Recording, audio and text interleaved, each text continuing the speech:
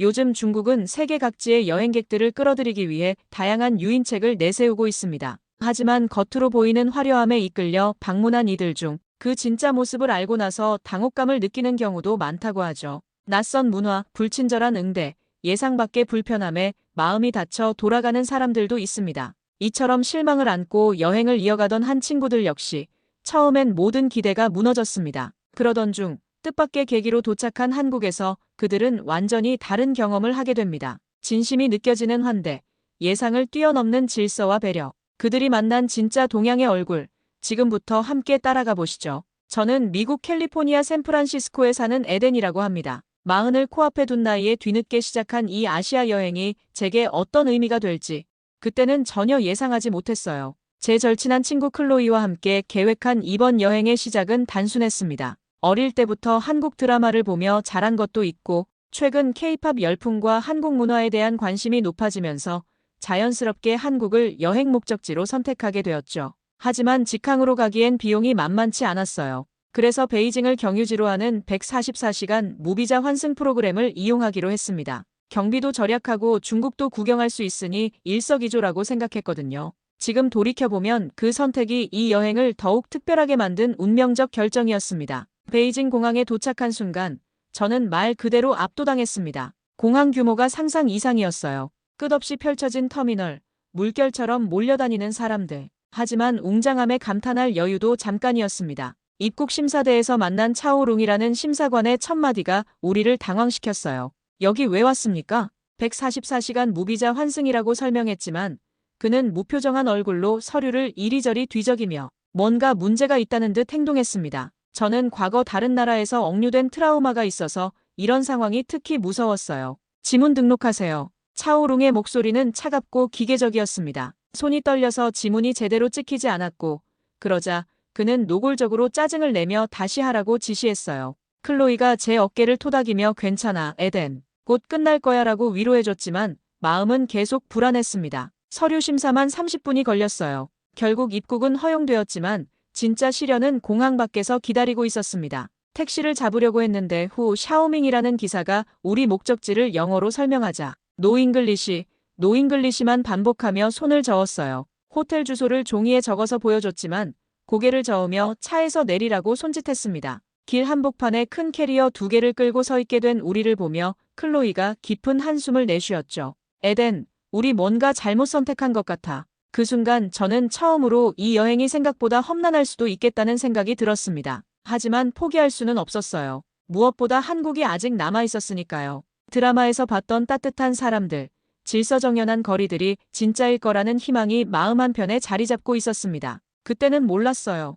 이 작은 시련이 앞으로 겪게 될 놀라운 대조의 시작일 뿐이라는 것을 말이죠. 베이징 시내로 들어가는 순간 우리를 기다리고 있던 건 예상치 못한 디지털 장벽이었습니다. 구글 맵스도 애플 맵스도 모조리 먹통이었어요. 평생 스마트폰 하나면 어디든 갈 수 있다고 믿고 살았던 우리에게는 충격적인 현실이었죠. 클로이가 휴대폰 화면을 연신 터치하며 당황해했습니다. 이상해. 분명 와이파이는 잡히는데 왜 지도가 안 열리지? 더 큰 충격은 지하철역에서 기다리고 있었어요. 현금도 없고 알리페이도 없으면 대중교통조차 이용할 수 없다는 사실을 뒤늦게 깨달았습니다. 개찰구 앞에서 우왕좌왕하는 우리를 바라보는 시민들의 시선이 곱지 않았어요. 누군가는 피하듯 돌아가고 누군가는 귀찮다는 듯 혀를 찼습니다. 그때 나타난 영무원 리 웨이밍이라는 사람이 우리에게 큰 시련을 안겨줬어요. 도움을 요청하자 그는 노골적으로 짜증을 내며 우리를 쫓아내려 했습니다. 여기 서 있지 마세요. 방해됩니다. 영어로 설명해도 손짓으로 표현해도 그는 고개만 저으며 다른 곳으로 가라고 손짓했습니다.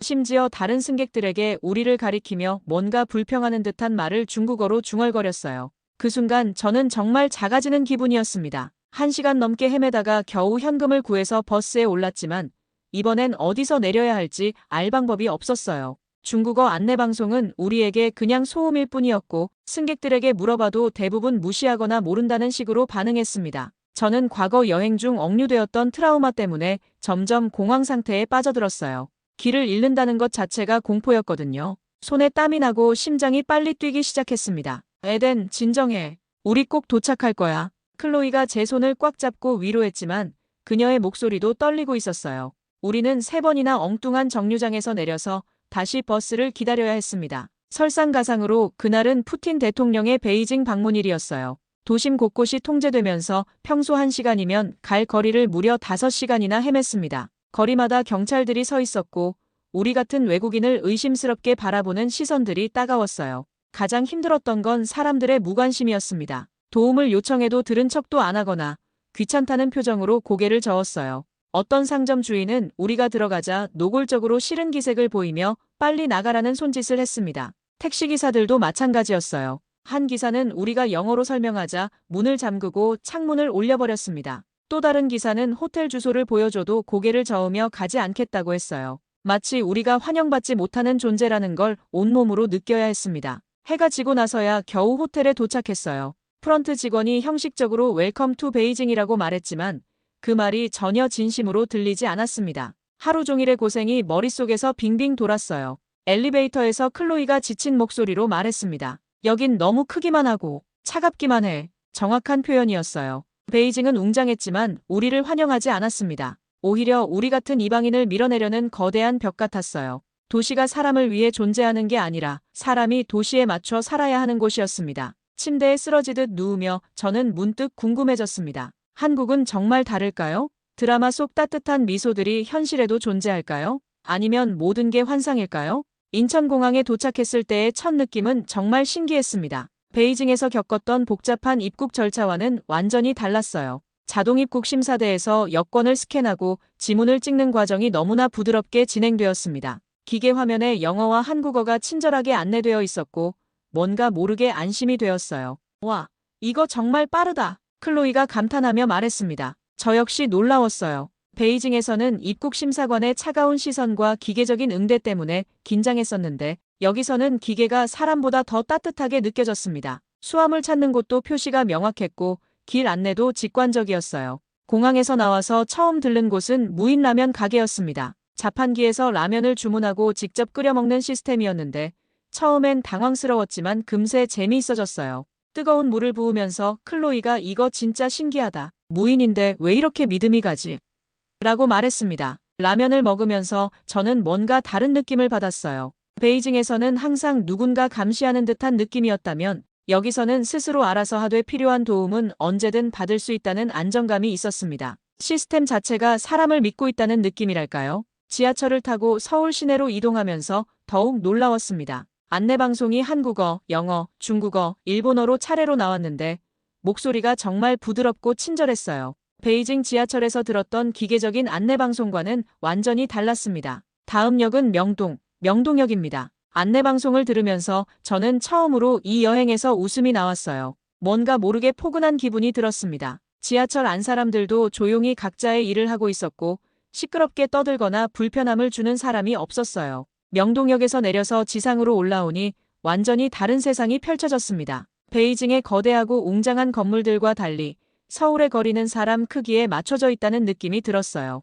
간판들도 알록달록하고 친근했고 사람들의 표정도 한결 부드러워 보였습니다. 첫 번째 식당에서 불고기를 먹으면서 클로이가 말했어요. 에덴, 이 도시는 우리를 밀어내지 않아. 그 말이 정확히 제가 느끼고 있던 감정이었습니다. 베이징에서는 항상 방어적이 되어야 했다면 서울에서는 자연스럽게 마음을 열게 되었어요. 불고기 맛도 정말 좋았지만 그보다는 식당 분위기 자체가 따뜻했습니다. 직원들이 영어를 완벽하게 하지는 못했지만 최선을 다해 우리를 도와주려는 마음이 느껴졌어요. 저녁 무렵 호텔에 체크인하면서 저는 문득 깨달았습니다. 베이징에서는 하루 종일 긴장하고 있었는데 서울에서는 몇 시간 만에 이렇게 편안해질 수 있다는 것이 신기했어요. 같은 아시아 도시인데 이렇게 다를 수 있다니 말이죠. 호텔 창문으로 보이는 서울의 야경을 바라보면서 저는 이미 이 도시가 좋아지기 시작했다는 걸 느꼈습니다. 서울에서의 둘째 날, 우리는 본격적으로 거리 탐험에 나섰습니다. 호텔에서 나와 걷다가 길을 잘못 들었는데 이상한 일이 벌어졌어요. 한 아주머니가 우리를 보더니 먼저 다가와서 어디 가세요?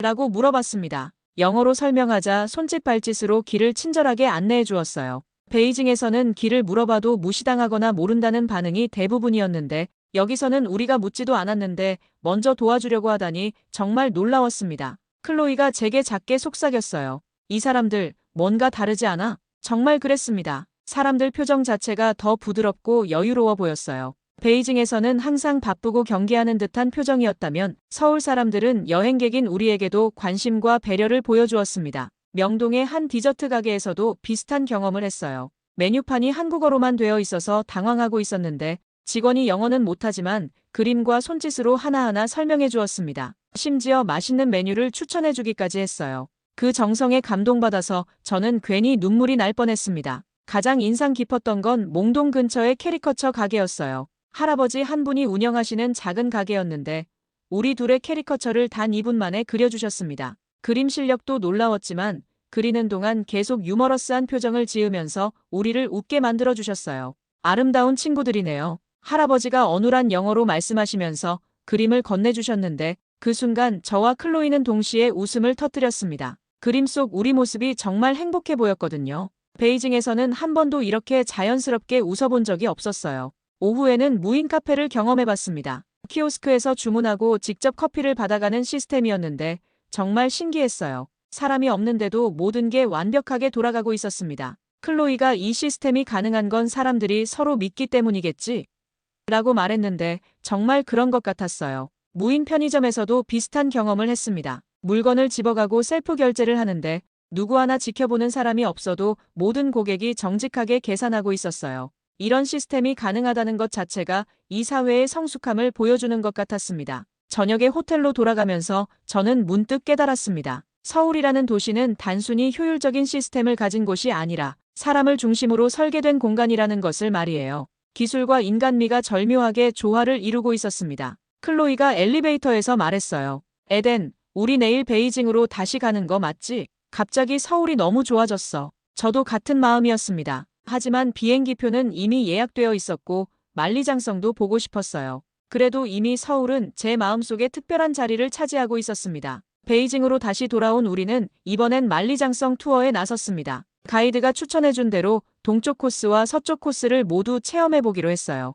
케이블카를 타고 올라가면서 바라본 만리장성의 모습은 정말 압도적이었습니다. 끝없이 이어지는 성벽이 산맥을 따라 구불구불 뻗어나가는 광경은 가히 장관이었죠. 와, 이거 정말 대단하다. 클로이가 감탄사를 연발했습니다. 저 역시 그 웅장함에 말문이 막혔어요. 수천 년 전에 이런 거대한 건축물을 만들었다는 것 자체가 믿기지 않았습니다. 하지만 막상 성벽 위를 걸어보니 다른 느낌이 들기 시작했어요. 사람들이 정말 많았습니다. 어디를 가나 인파에 밀려다녀야 했고 사진 한 장 찍기도 쉽지 않았어요. 관리 직원들은 무표정한 얼굴로 사람들을 통제하기에만 바빴고 질문을 해도 대충 손짓으로만 응답했습니다. 서울에서 경험했던 친절하고 세심한 배려와는 정반대였죠. 동쪽 코스를 마치고 썰매를 타고 내려오는 것은 재미있었지만 체력적으로 너무 힘들었어요. 서쪽 코스까지 도전하고 나니 다리가 후들거렸습니다. 그런데 이상하게도 감동보다는 피로감이 더 컸어요. 분명 세계적인 명소인데 왜 이렇게 느껴지는 걸까요?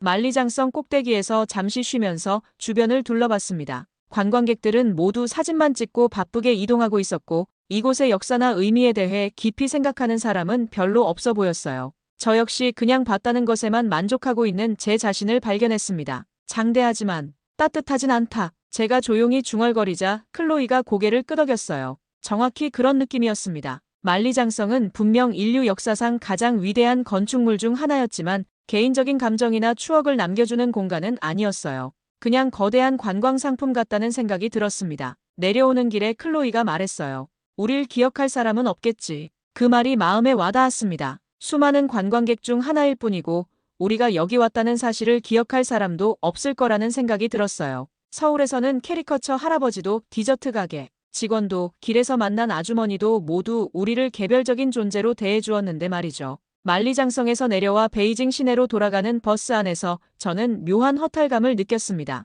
분명 대단한 것을 봤는데 왜 이렇게 공허할까요? 아마도 규모에 비해 감정적 연결이 부족했기 때문인 것 같아요. 호텔에 도착해서 샤워를 하면서 저는 서울에서의 시간들을 떠올렸습니다. 무인 라면 가게에서의 따뜻한 국물, 친절한 사람들의 미소, 질서정연하면서도 여유로운 거리 분위기, 그런 것들이 만리장성의 웅장함보다 더 제 마음에 깊이 남아 있었어요. 클로이도 비슷한 생각인 듯 침묵을 지키고 있었습니다. 우리는 그날 밤 일찍 잠자리에 들었지만 마음 한구석은 계속 허전했습니다. 내일이면 다시 서울로 돌아간다는 생각에 조금씩 기대감이 생기기 시작했어요. 서울로 돌아온 다음 날, 우리는 홍대 근처에 작은 치킨집을 발견했습니다. 간판도 화려하지 않고 그냥 동네 치킨집 같아 보였는데 지나가던 현지인들이 줄을 서서 기다리고 있어서 궁금해졌어요. 클로이가 한번 먹어볼까? 라고 제안했고 우리도 줄에 합류했습니다. 메뉴를 보니 파마산 치즈 프라이드 치킨이라는 게 있었어요. 파마산 치즈가 뿌려진 후라이드 치킨이라니 상상만 해도 맛있을 것 같았습니다. 주문을 하고 기다리는 동안 주방에서 들려오는 지글지글 소리와 고소한 냄새가 기대감을 더욱 높였어요. 치킨이 나왔을 때 저는 정말 놀랐습니다. 겉모습부터가 예술이었어요. 바삭바삭해 보이는 노릇한 껍질 위에 파마산 치즈가 눈꽃처럼 뿌려져 있었고 향만으로도 침이 고였습니다. 한 조각 집어서 입에 넣는 순간 저는 진짜 감탄사를 터뜨렸어요. 이게 진짜 인생 치킨이구나. 껍질은 바삭하면서도 속은 부드럽고 촉촉했고 파마산 치즈의 고소함이 치킨 본연의 맛과 완벽하게 어우러졌습니다. 미국에서도 치킨은 많이 먹어봤지만 이런 맛은 처음이었어요. 단순히 맛있다는 것을 넘어서 감동적이었습니다. 클로이는 매콤한 해물 요리를 주문했는데 이건 완전 실패작이었어요. 너무 매워서 한 젓가락 먹고 바로 포기했습니다. 하지만 이상하게도 그 실패마저 유쾌했어요. 클로이가 매워서 눈물을 흘리면서도 웃고 있었거든요. 에덴, 나 완전 호되게 당했어. 하지만 이것도 경험이지 뭐. 그러면서 제 치킨을 같이 나눠 먹기 시작했습니다. 작은 테이블에서 치킨 하나를 나눠 먹으면서 우리는 그동안의 여행에 대해 이야기했어요. 베이징에서의 힘들었던 순간들, 서울에서 느꼈던 따뜻함들, 그리고 앞으로의 계획들까지 말이죠. 에덴, 이 여행을 너와 함께해서 정말 다행이야. 클로이가 진심을 담아 말했을 때 저도 같은 마음이었습니다. 혼자였다면 베이징에서의 어려움을 견디기 힘들었을 거고 서울에서의 즐거움도 절반밖에 느끼지 못했을 거예요. 함께 웃고 함께 당황하고 함께 감동할 수 있다는 것 자체가 여행의 가장 큰 선물이었습니다. 치킨을 다 먹고 나서도 우리는 한참 더 앉아 있었어요. 주변에서 들려오는 사람들의 웃음소리, 주방에서 나오는 요리 소리, 거리의 생동감 넘치는 분위기, 모든 것이 완벽한 순간이었습니다. 너 알아? 이 치킨 맛을 평생 기억할 것 같아. 제가 말하자 클로이도 고개를 끄덕였어요. 정말 그럴 것 같았습니다. 단순히 맛있는 음식을 먹은 것이 아니라 그 순간의 감정과 분위기까지 모두 함께 기억될 것 같았어요. 작은 치킨집에서 느낀 이 행복감이 만리장성에서 느꼈던 웅장함보다 훨씬 더 값진 경험이라는 생각이 들었습니다. 가게를 나오면서 저는 서울이라는 도시가 주는 특별함을 다시 한번 느꼈습니다. 거창한 것이 아니라 일상 속 작은 것들에서 진짜 행복을 찾게 해주는 곳이었어요. 그날 밤 호텔방에서 저와 클로이는 처음으로 진짜 깊은 대화를 나눴습니다. 여행 내내 바쁘게 돌아다니느라 제대로 이야기할 시간이 없었는데 드디어 마음을 터놓고 얘기할 수 있는 시간이 생겼어요. 침대에 다리를 뻗고 앉아서 창밖 서울 야경을 바라보며 각자의 솔직한 감정을 꺼내놓기 시작했습니다. 에덴, 솔직히 말하면 베이징에서 정말 외로웠어. 클로이가 먼저 입을 열었습니다. 여행 내내 밝은 모습만 보여줬던 그녀의 진솔한 고백이었어요. 저 역시 비슷한 감정을 느꼈다고 말했습니다.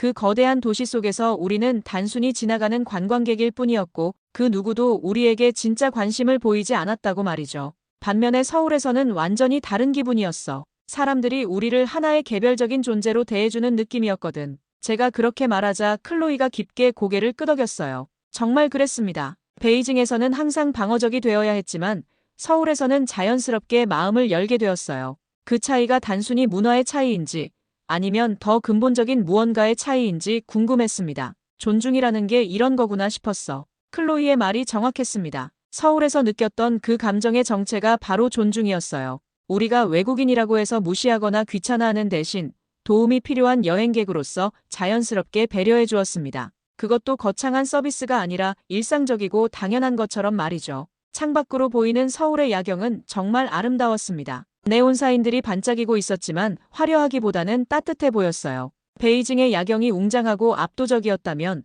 서울의 야경은 포근하고 안정적이었습니다. 마치 이 도시 전체가 우리를 감싸 안아주는 것 같은 느낌이었어요. 에덴, 나 여기서 뭔가 달라진 것 같아. 내 자신이 말이야. 클로이가 조용히 말했습니다. 저도 같은 느낌이었어요. 베이징에서는 계속 긴장하고 경계하느라 진짜 제 모습을 잃어버린 것 같았는데 서울에서는 자연스럽게 원래 모습으로 돌아올 수 있었습니다. 아니, 오히려 더 좋은 모습의 제가 된 것 같기도 했어요. 서울은 그냥 나로 있어도 괜찮은 곳이었어. 제가 그렇게 말하자 클로이가 미소를 지었습니다. 정말 그런 곳이었어요. 완벽하지 않아도 한국어를 못해도 길을 몰라도 괜찮다고 말해주는 도시였습니다. 실수해도 따뜻하게 도와주고 서툴러도 기다려주는 그런 곳이었어요. 우리는 그날 밤 새벽까지 이야기를 나눴습니다. 여행의 의미, 도시가 주는 감정, 사람과 사람 사이의 연결고리에 대해서 말이죠. 그리고 한 가지 확실하게 깨달았습니다. 여행의 진짜 가치는 유명한 관광지를 보는 것이 아니라 그곳에서 느끼는 감정과 만나는 사람들에게 있다는 것을 말이에요.